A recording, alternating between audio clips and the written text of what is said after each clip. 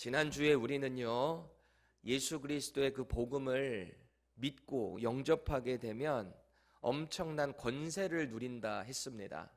권세. 제가 헬라어로 지난주에 어려운 말 한번 했는데 기억나세요? 권세 뭐라 그랬죠? 엑수시아. 권세. 완전한 힘. 마치 다이너마이트 같은 완전히 폭발할 수 있는 그 권세를 우리에게 주셨어요. 그 권세가 우리에게 임하게 되면 우리의 삶이 바뀐다고 그랬어요. 조금 구체적으로 이야기를 하면 우리의 신분이 변경된다고 했습니다. 우리 이전의 신분은 이 세상에서 죄 가운데 허우적거리며 진노의 자식으로 살아갔어요. 사탄의 자식으로 살아갔다고요. 근데 예수 그리스도의 그 십자가가 바로 나의 죄를 위한 죽음이었다. 그의 부활하심이 바로 나의 부활의 첫 열매가 됐다라는 걸 믿는 순간 우리는 하나님의 자녀가 되는 그 엑수시아를 누리게 된다라고 했습니다. 여러분, 우리가 이 땅에서 누릴 수 있는 가장 큰 특권이 뭐라고 그랬죠? 예수님을 영접하고 난 뒤에 가장 큰 특권 뭐라 그랬어요? 우리가 하나님의 자녀가 됨을 통해서 누리는 그 권세의 가장 큰 특권은 뭐 여러 가지가 있겠죠. 평안도 있을 것이고 내 삶의 믿음도 있을 것이고, 그런데 가장 구체적인 가장 큰 권세, 그게 뭐냐? 그건 바로 우리가 예수의 이름으로 하나님을 바로 예배할 수 있다는 것입니다. 예수의 이름에 힘입어서 하나님 아버지께 나의 모든 삶을 아뢰할 수 있다는 거예요. 예수의 이름으로 우리는 하나님의 그 보좌 앞에 담대히 나아갈 수 있게 됐다. 이게 가장 큰 특권이라 그랬어요. 그래서 우리는 예수의 이름으로 예배하고 있습니다. 우리는 예수의 이름에 힘입어서 기도하고 있는 거예요. 이게 가장 큰 특권이에요. 예수의 이름을 믿는다는 거, 우리가 그분과 함께 날마다 동행하는 삶을 산다는 거, 이거를 다른 말로 바꾸면 뭐냐? 예수의 죽으심과 부활하심과 함께 나는 연합됐다라는 뜻입니다. 나는 예수님과 함께 연합됐다. 여러분, 연합이 뭐죠? 연합이라는 말이 뭐예요? 유니티. 하나가 된다는 말이에요. 하나. 둘인데 하나가 된다. 마치 예수님이 기도하실 때 그러셨거든요. 내가 아버지 안에, 아버지가 내 안에. 이게 연합이에요. 완전히 하나됨. 성부 하나님, 성자 예수님이 계신데 이분이 한 분이에요. 성부, 성자, 성령이 한 분. 그런데 또 달라요. 이게 우리의 믿음의 영역이거든요. 우리 인간의 이성적인 머리로는 설명할 수가 없어요. 그런데 완전한 연합과 완전한 동역을 이루신 분, 그게 우리 하나님, 우리 예수님이다, 성령님이다 라는 겁니다. 자, 마찬가지로 우리가 예수님을 믿고 영접하고 하나님의 자녀가 되잖아요. 마치 예수님이 하나님 안에, 그분이 예수님 안에 있던 것처럼 우리도 예수님 안에, 예수님이 내 안에 있는 신비한 신앙생활을 경험하게 된다라는 거예요. 이게 연합이에요. 연합. 그렇게 예수를 믿는 믿음으로 우리가 하나님으로부터 난 자, 이게 엄청난 신분 상승이 됐다 그랬잖아요. 사탄의 자녀, 진노의 자녀로 살던 우리가 예수님을 영접한 순간 하나님으로부터 난 자가 됐어요. 엄청난 신분 상승, 말할 수 없는 상승. 여러분, 만약에 이 펜사콜라 지역에 우리 미국의 대통령 당선인인 트럼프가 온다라고 생각해 보세요. 트럼프가 자기 보좌진 몇 명만 데리고 여기 오겠습니까? 딱 오게 되면 어떻게 돼요? 완전 경찰, 경호원 쫙 해가지고 감히 범접할 수 없을 만큼의 그런 포스를 우리는 보게 될 겁니다. 그 많은 사람들이 이 대통령을 보호하게 되는 거예요, 당선인을. 왜 그러는 걸까요? 신분이 바뀌었으니까. 대통령이라는 엄청난 신분으로 최고의 권력자로 바뀐 거니까요. 저와 여러분들도 마찬가지예요. 우리가 하나님의 자녀가 됐다라고 할 때 하나님이 저와 여러분들 보호 안 하시겠습니까?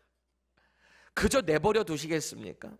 온 천지 만물의 창조주이신 우리 하나님이요, 저와 여러분들을 지키시고 보호하시는 거예요. 이게 믿어지시나요? 우리가 정말 자부심을 갖고 당당하게 살아갔으면 좋겠어요. 그런데 이 특권에는 반드시 책임이 따른다고 했습니다. 책임. 이 특권만 가지고 있으면 안 돼요. 이 힘만 가지고 있으면 안 된다 그랬어요. 책임을 따라야 돼요. 이 권세를 나를 위해서만 누리는 것은 방종이라고 했습니다. 잘못된 거예요. 이 특권을 주신 분의 뜻에 따라서 살아야 되는 게 저와 여러분들 하나님으로부터 난 자, 신분이 상승된 자의 책임이다라는 것입니다. 하나님도 예수님도 그리고 지금 우리를 도우시는 성령님의 뜻도 결국 이 복음에 합당한 삶을 살아라 이거거든요. 말씀이 그것을 자꾸 명령하고 있는 거예요. 여러분 지난 한 주간에 이 특권 잘 누려보셨습니까? 하나님 자녀의 특권 말이죠. 이제 사도 요한은요, 앞서 언급했던 이 말씀이 육신으로 오셨다. 그분이 바로 로고스이신 예수님이다. 그 얘기를 하셨잖아요. 다시 한번 반복하고 있어요. 반복해요. 예수님이 누구신가? 그분은 이 땅에 어떤 목적을 가지고 오셨는가? 이것을 오늘 말씀을 통해 선포하고 있습니다. 오늘 본문을 우리가 묵상하면서 마음에 정말 깊이 다시 새기셨으면 좋겠어요. 이 예수님의 복음을. 그리고 이 예수님을 통해 얻은 이 구원의 기쁨이 얼마나 큰 것인지 몸소 체험하셨으면 좋겠어요. 내 삶에서 이 엑수시아를 누리며 신나는 신앙생활 했으면 좋겠어요. 앞서 사도 요한이요, 이 헬라 사람들을 대상으로 혹은 이방인들을 대상으로 혹은 유대인들도 포함이 될 수도 있겠죠. 이 요한복음을 기록을 하면서 특별히 당시 헬라 철학, 문화에 젖어 있었던 이 수신자들에게 예수님이 누구신가를 뭐라고 표현했다 그랬어요? 로고스라고 했습니다. 그래서 우리가 처음에 우리 요한복음 강해 시작할 때 로고스로 이 땅에 오신 예수님, 로고스이신 예수님에 대해서 제가 계속해서 말씀을 드렸잖아요. 이분은 로고스라는 거예요. 왜요? 이 로고스라는 헬라어 단어 자체가 이성, 정신적인 사고 능력을 로고스라고도 하고요. 그리고 하나님의 말씀 혹은 법령, 이걸 로고스라고 합니다. 그리고 신의 현현, 이 땅에 오신 그것을 로고스. 우리 인간이 감히 범접할 수 없는 어떤 형이상학적인 존재, 그걸 로고스라고 당시 헬라 철학에 젖어 있었던 사람들은 이해하고 있었어요. 로고스. 그러니까 이 사도 요한이 예수님이 누구신가를 설명을 하는 데 있어서 예수님은 이 로고스다라고 얘기하면 딱 대번 이해할 수 있었던 거죠. 우리 로고스라는 단어를 말씀으로 한글은 번역을 했거든요. The word 영어로는 그렇게 했는데 그렇게 하지 말고 여기다가 로고스를 넣어서 한번 읽어볼까요? 요한복음 1장 1절입니다. 읽어볼게요. 시작. 태초에 로고스가 계시니라. 이 로고스가 하나님과 함께 계셨으니 이 로고스는 곧 하나님이시니라. 아멘. 딱 이해가 되죠. 우리가 말씀이라고 하니까 이게 조금 애매하게, 더 word라고 하니까 그냥 word 자체만 좀 이해가 될 수 있는데 로고스를 그냥 그대로 적용을 하니까 이분이 누구시구나. 당시 헬라 철학에 젖어 있었던 사람들이 이 로고스가 누군가를 이해할 수 있게 됐던 거죠. 그래서 지금 사도 요한이 14절에 앞서 언급했던 로고스 개념을 다시 한번 확증하고 있는 거예요. 14절입니다. 보세요. 말씀, 이 로고스가 육신이 되어 우리 가운데 거하심에 우리가 그의 영광을 보니 아버지의 독생자의 영광이요 은혜와 진리가 충만하더라. 아멘. 절대자, 그리고 신의 말씀이, 그리고 신께서 육신이 돼서 오신 그 로고스가 오셨는데 그분이 바로 누구다? 예수님이다. 그 얘기를 하고 있는 거예요. 자, 그럼 사도 요한이 왜 이 로고스가 이 땅에 인간의 몸, 육체로 오셨다고 했잖아요. 인간의 몸으로 이 땅에 오신 것을 왜 이렇게 강조를 하고 있는가? 이것을 우리가 고민해 볼 필요가 있어요. 어떤 내용을 편지를 쓸 때는 거기에 대한 목적이 있기 마련이잖아요. 왜 지금 사도 요한이 이런 말을 하고 있는가? 제가 전에 말씀드렸던 것처럼 이 초대교회 시대 때는요, 지금도 마찬가지지만 이단이 많았어요. 이단, 헤레시, 이단들, 참 이상한 사람들이 많았어요. 그 중에서 가장 악영향을 끼쳤던 사람들 중에 누가 있냐라고 하면 영지주의자들이 있었습니다. 그노시스, 헬라어로는, 그리고 영어로는 나시즘이라고 합니다. 자, 근데요, 이 사람들은 이런 거예요. 자신들이 깨달은 이 영적인 지식은 다 선해요. 다 좋은 거예요. 그런데 육신, 물질 이런 것들은 다 악하다라고 받아들였거든요. 그런 이런 사람들의 입장에서 볼 때 신이 이 땅에 현현하셨는데 이 완전하지 못한 죄성을 갖고 있는 육체로 왔다? 이걸 이 사람들은 받아들이지를 못하는 거예요. 그래서 예수님의 인카네이션, 인간으로 오신 성육신을 믿을 수가 없었다. 불가능한 거예요. 그래서 이 사람들은 어떻게 받아들였냐면은 가현설이라는 걸 만들어냈어요. 도시티즘이라고 하는, 도시티즘. 우리의 눈에만 보였을 뿐이지 실제로 온 건 아니다. 영지주의자들은 그렇게 생각했다고요. 그러니까 예수님의 육신으로 오신 걸 거부했다고요. 그래서 이단이에요. 예수님은 완전한 하나님이시지만 완전한 인간으로 우리와 똑같은 육신을 띠고 이 땅에 오셨음을 사도 요한이 선포하고 있는 거예요. 예수님도 배고프셨고요. 예수님도 아프셨고요. 예수님도 슬퍼서 우셨어요. 완전한 인간이에요. 그래야 인간의 죄를 대신하실 수 있었던 거예요. 그 이단을 대상으로 예수님은 이 땅에 육체를 가지고 오셨다. 그 말을 하고 있는 겁니다. 여기까지 잘 이해되시죠?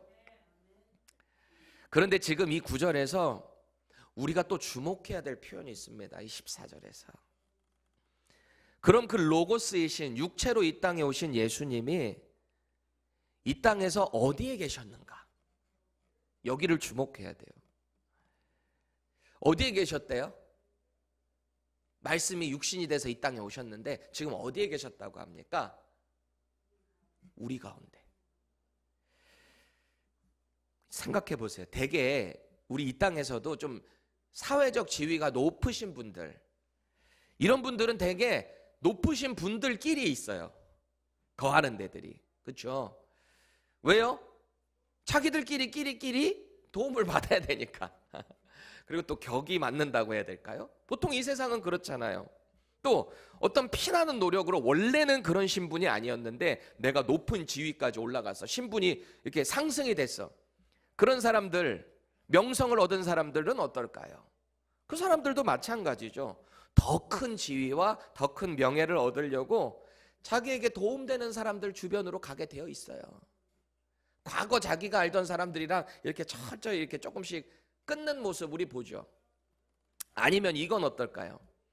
우연치 않게 로러리를 하나 딱 샀는데 이게 대박 빵 터졌어요.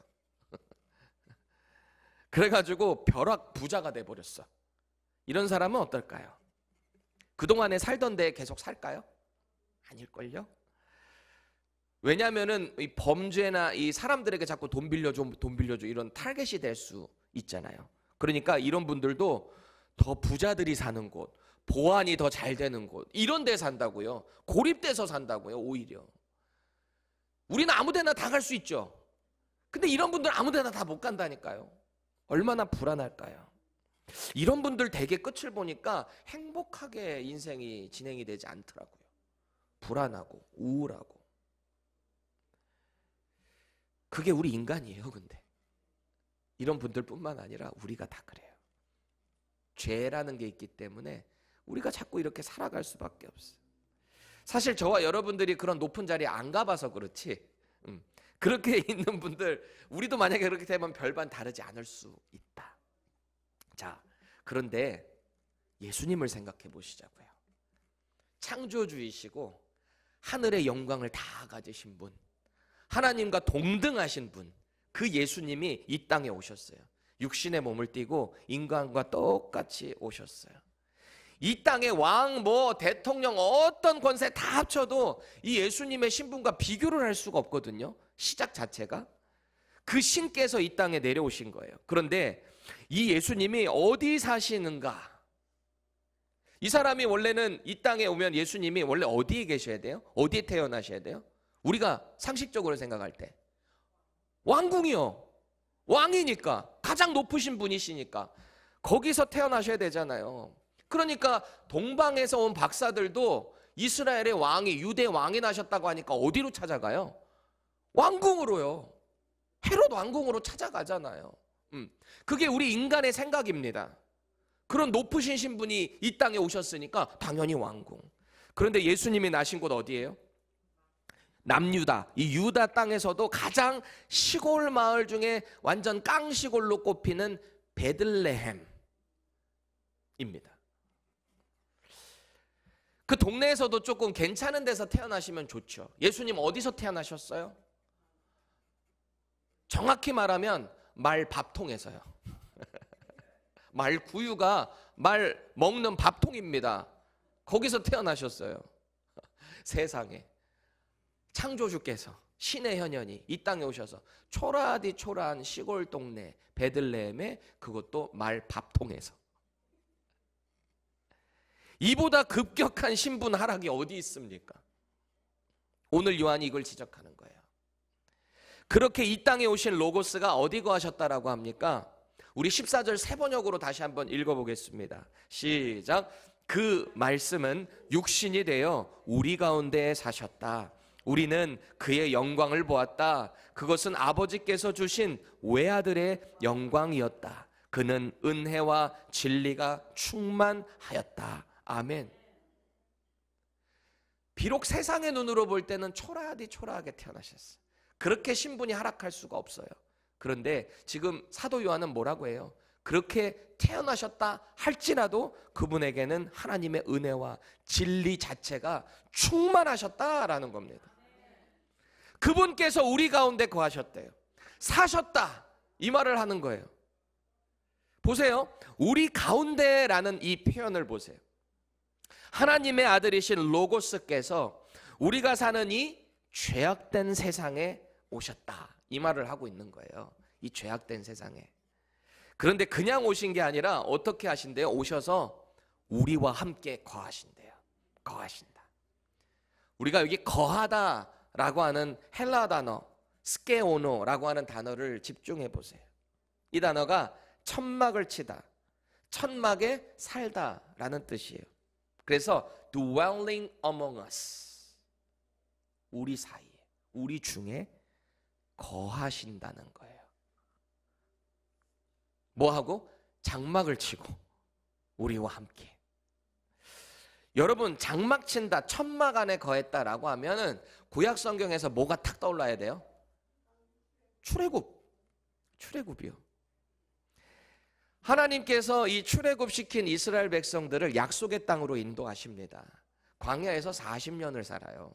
이동하는 과정을. 근데 그 과정마다 하나님의 인도하심으로 이동을 하게 되는데 뭐를 중심으로 이동하죠? 바로 이 장막. 그리고 하나님께서 특별히 장막 가운데 성막을 또 명령하세요. 이렇게 만들으라고.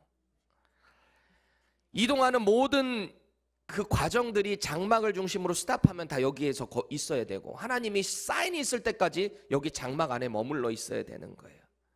하나님의 구름 기둥이 멈추면 거기 다 장막을 쳐야 되는 거예요. 여기 이제 야영을 해야 되는 거거든요. 여러분, 이 장막 누가 치라고 하셨죠? 하나님이요. 하나님이 명령하신 거예요. 이 장막 치라고. 텐트예요, 텐트. 하나님이 명령하셨고, 특히 출애굽기 40장에 가보면 자신들이 거주하는 장막 외에 성막을 만들으라고 명령을 하십니다. 근데 그 모세가 세운 성막에, 명령에 의해서 세운 이 성막에 하나님의 영광의 구름이 그 위에 충만하게 있었다, 이런 기록을 해요. 우리 같이 읽어보겠습니다. 출애굽기 40장 34절에서 35절 시작. 구름이 회막에 덮이고 여호와의 영광이 성막에 충만함에 모세가 회막에 들어갈 수 없었으니 이는 구름이 회막 위에 덮이고 여호와의 영광이 성막에 충만하였으며. 하나님이 명령해서 지으라고 한 이 장막 중에서 특히 성막은 틀려요. 이 성막이 후대의 이제 지성소 개념이거든요.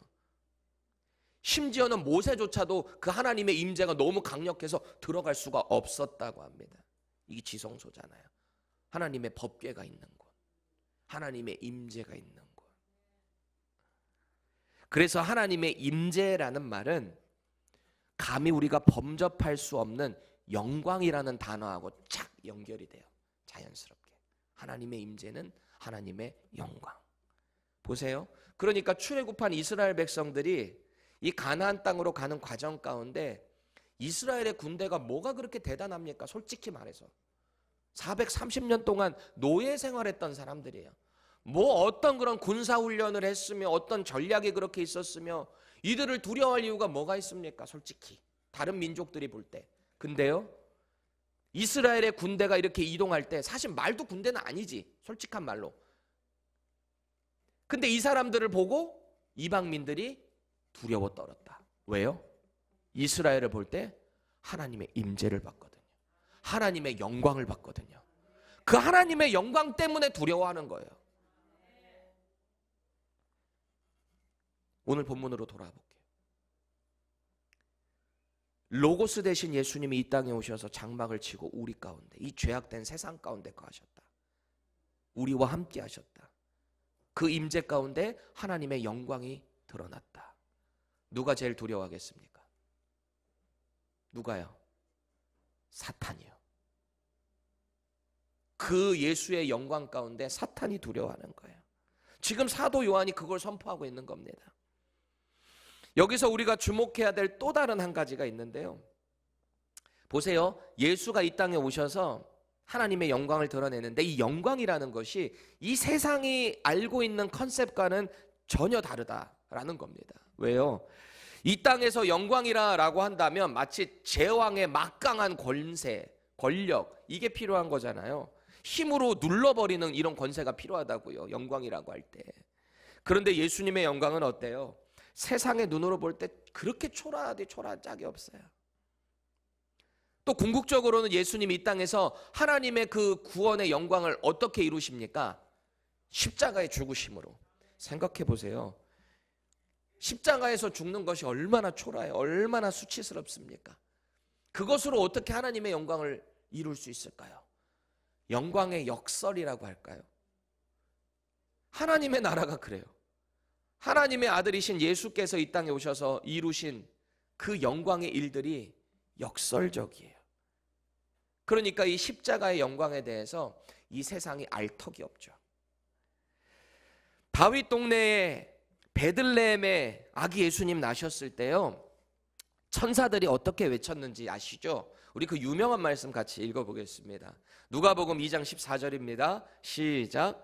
지극히 높은 곳에서는 하나님께 영광이요, 땅에서는 하나님이 기뻐하신 사람들 중에 평화로다 하니라. 아멘. 보세요. 지극히 높은 곳에 계신 아버지 하나님의 영광 그 자체가 이 땅에 내려오셨다는 거예요. 그래서 하나님이 택하신 사람들에게 평화가 임하게 됐다. 그리고 이 영광은 다시 하늘로 올려지시는데 아버지의 뜻인 십자가의 죽음과 부활하심으로 이 영광이 완성된다.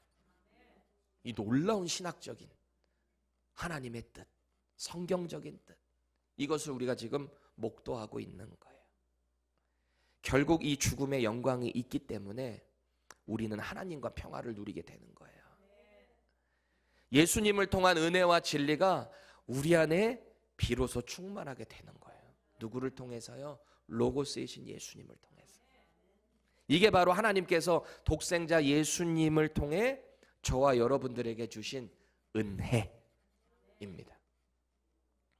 우리는 이 은혜에 대해서 날마다 깊이 묵상할 필요가 있어요. 이 은혜, 하나님이 우리에게 주신 은혜, 예수의 영광, 십자가의 영광을 통해 우리에게 주신 은혜 말이죠. 14절 하반절 좀 다시 띄워주세요. 우리 인생 가운데 장막을 치고 함께 거하시는 예수님이라 그랬죠. 그런데 그 영광을 가만히 보니까 자체가 빛나는 영광일 뿐만 아니라 우리 가운데, 그분 가운데 은혜와 진리가 충만한 거예요. 예수께. 그리고 우리가 예수와 연합하게 될 때 그 은혜와 진리가 우리 안에도 충만하게 된다. 여기서 은혜로 번역된 헬라어 단어 카리스라고 하는 단어인데요. 이게 너무너무 중요하고 아주 영감이 있는 단어예요. 카리스. 이 단어가 1차적으로는 호의라는 뜻을 갖고 있어요. favor 혹은 선물. 더 깊게 나가면 호감이라는 뜻도 갖고 있어요. 여러 뜻이 있어요. 근데 1차적인 게 뭐라고요? 호의. 우리가 누구한테 은혜를 베푼다 그럴 때 호의를 베풀 때 보통 은혜를 받는다 그러죠. 생각해 보세요. 이 호의를 베푼다라고 할 때 이 은혜를 베푸는 자가 중심이에요? 받는 사람이 중심이에요? 주는 사람이 중심이죠. 이 호의는 줄 수 있는 사람이 줄 수 있는 거예요. 받을 사람은 전혀 그거를 자격이 없다 할지라도 주는 사람이 호의를 주면 그만인 거 아닙니까?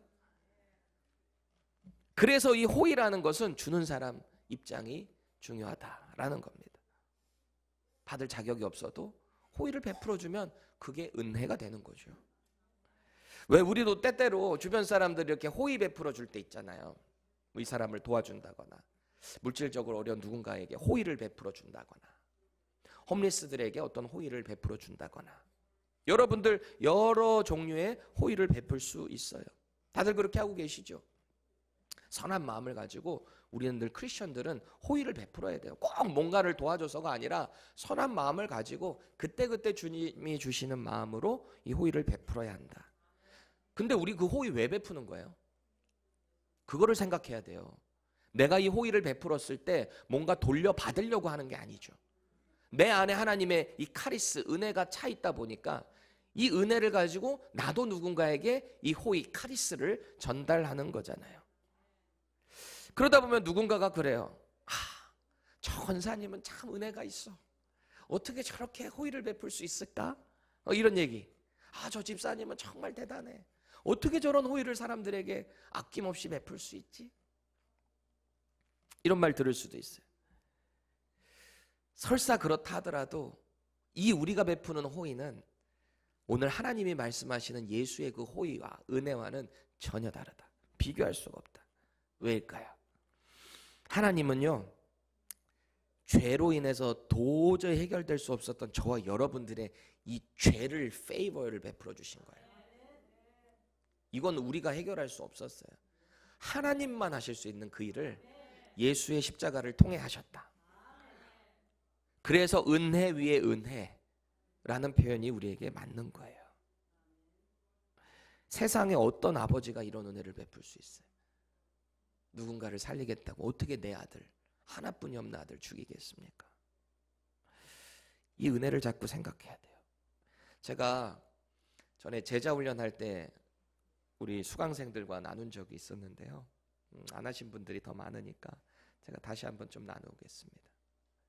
고민을 해보세요. 이 은혜, 이 페이버에 대해서 여러분들. 2005년 12월에 제가 그때 예수님을 인격적으로 영접했습니다. 그리고 2006년에 신학대학원을 입학을 했어요. 한국에서. 음악을 그만두고 신학 공부만 하니까 얼마나 행복하고 재밌고 좋은지요. 이것만 집중하면 되니까. 너무 감사한 거예요. 내가 전도사가 됐다는 게. 내가 주의 일을 하고 말씀을 연구할 수 있다는 게 얼마나 감사한지. 정말 열심히 공부했던 것 같아요. 그렇게 신학대학원 2학년이 됐을 때 그때가 2007년도였습니다. 그때 한국에 밀양이라는 영화가 나왔어요. 밀양. 여기 지역 이름입니다.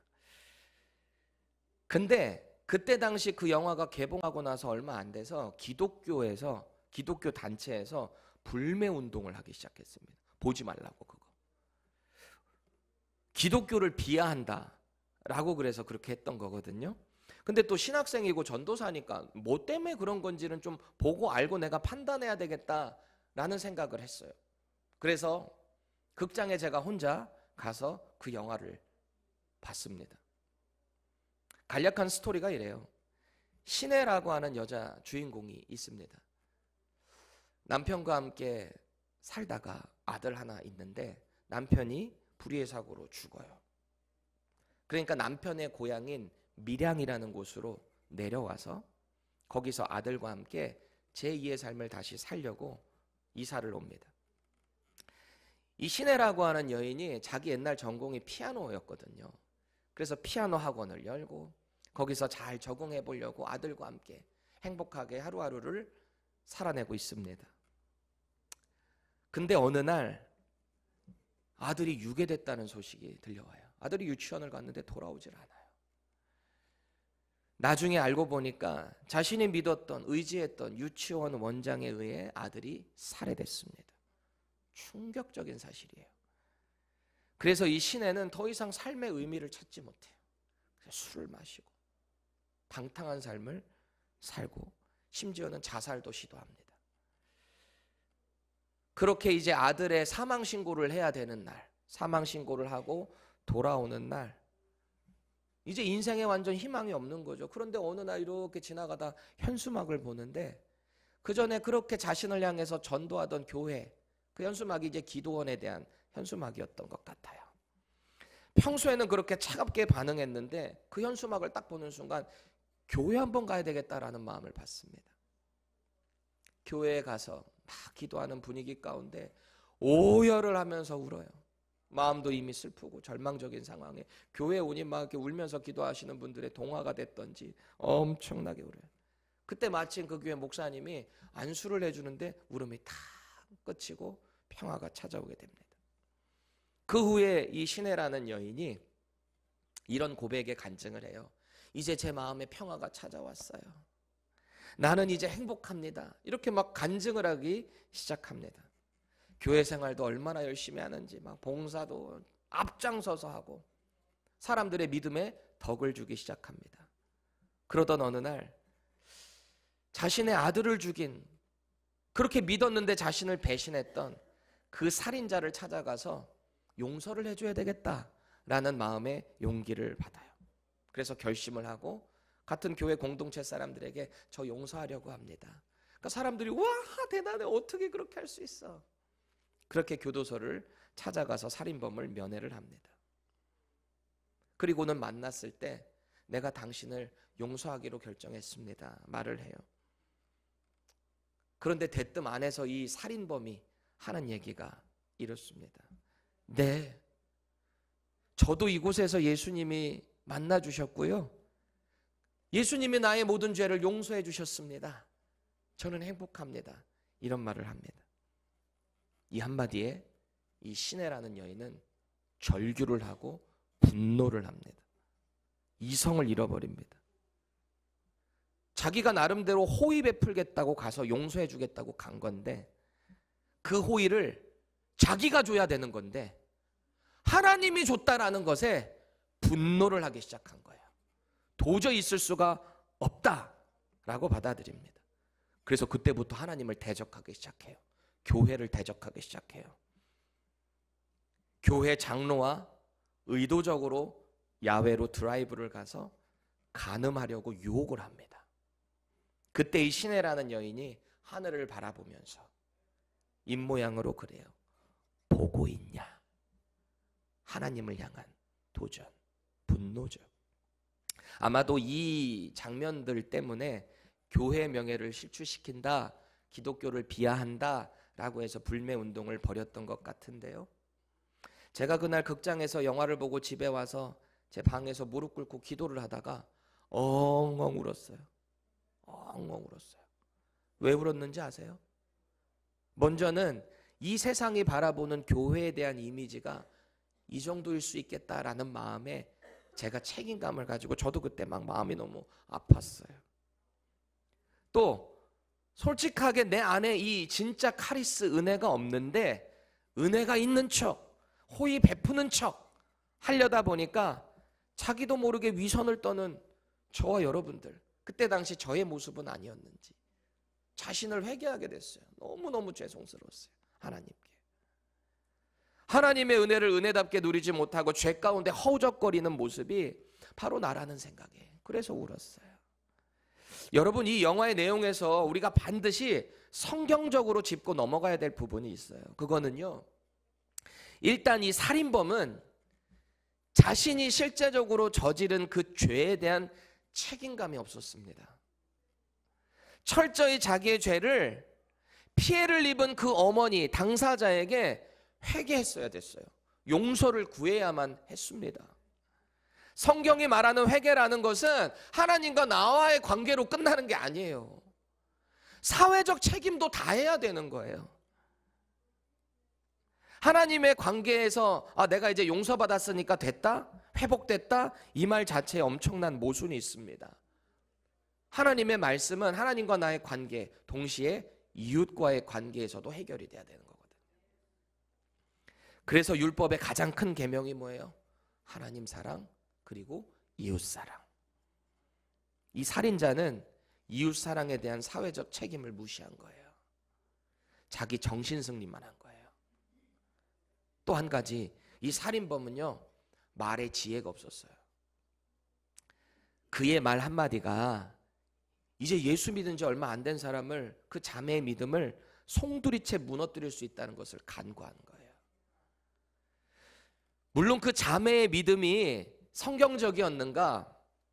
이것도 점검이 분명히 필요할 겁니다. 이 사람이 진짜 예수님을 믿은 건가? 감정적으로 그냥 동의해서 그 가운데 자기 위로, 정신 승리를 한 건 아닌가? 그렇게 볼 수도 있겠죠.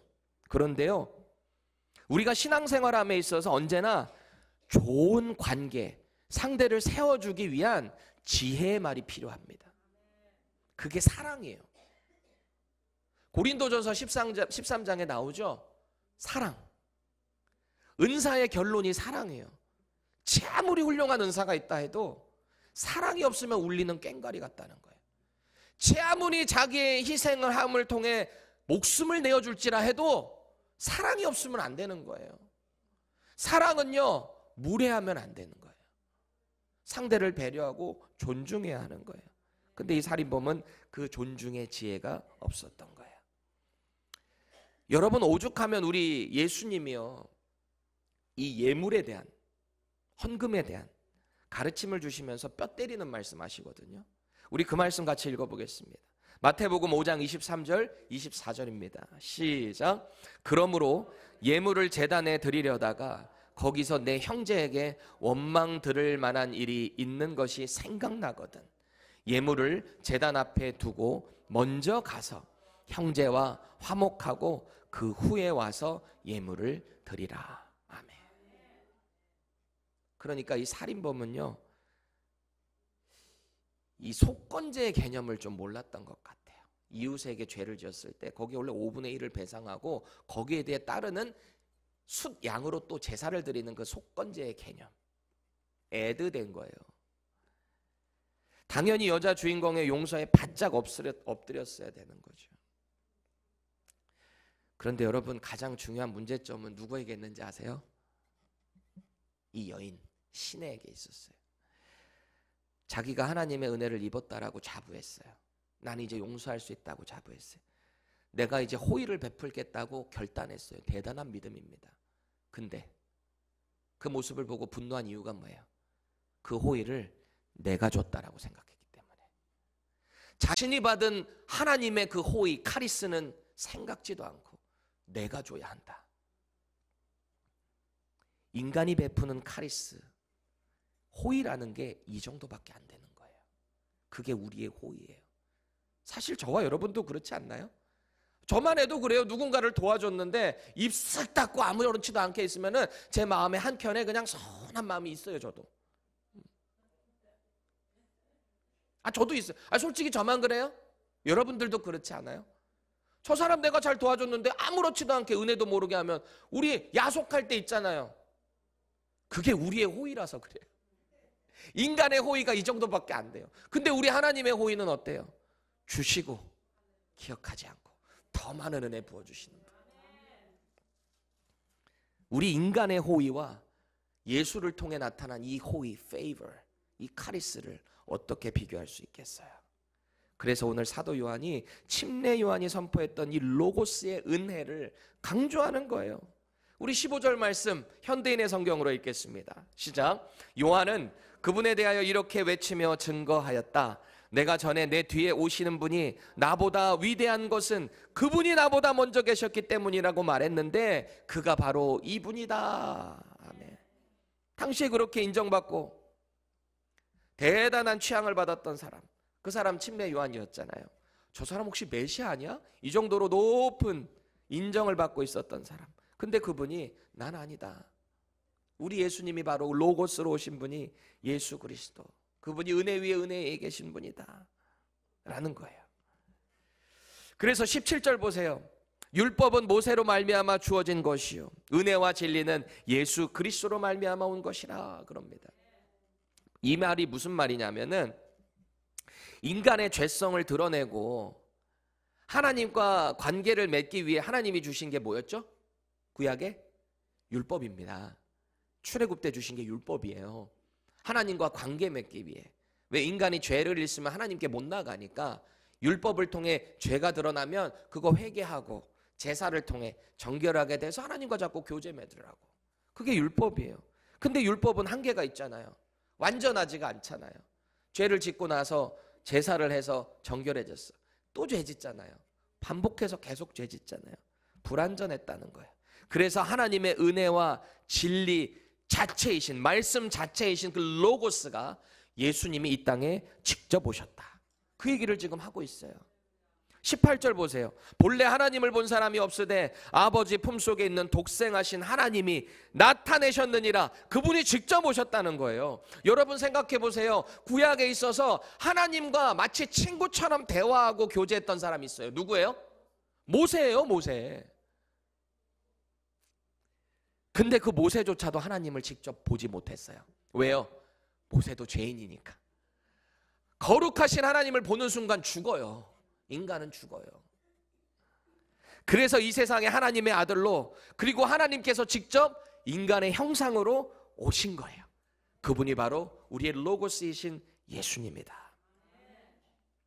유대인들이 이거 못 믿으니까 예수님의 사역 가운데 자신이 하나님의 아들이라 그러고 하나님의 권세를 선포하니까 신성 모독으로 죽인 거 아닙니까?